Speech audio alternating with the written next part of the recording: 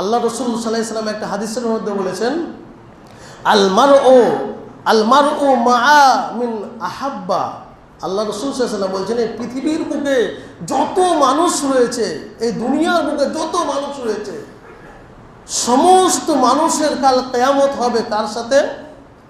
মান আহাম্মা আল মারউ মা মিন আহাব্বা। অর্থাৎ আল্লাহ রসুল বলছেন যে পৃথিবীতে কার কার সাথে কিয়ামত হবে? যে যাকে বেশি ভালোবাসবে।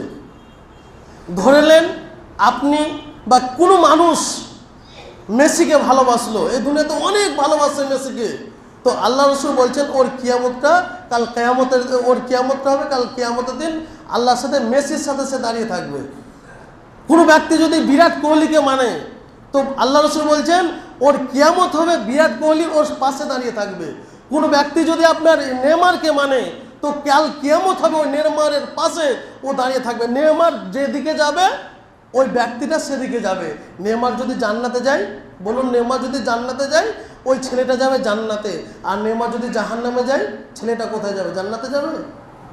তাহলে আপনার আইডল আপনি কাকে তৈরি করছেন? আপনার অনুসরণ আপনি কাকে করলেন? আপনি অনুসরণটা আপনি কাকে করলেন বলুন? একটু চিন্তা ভাবনা করুন, একটু খেয়াল করুন।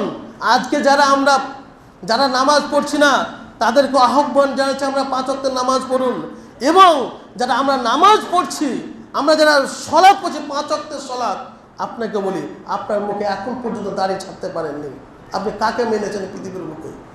আপনি কাকে আইডলটা বানালেন এই পৃথিবীর বুকে? আপনাকে মুহাম্মদ সাল্লাল্লাহু আলাইহি ওয়াসাল্লামের কথা ভালো লাগে না? নবী সাল্লাল্লাহু আলাইহি ওয়াসাল্লামের কথা ভালো লাগে না?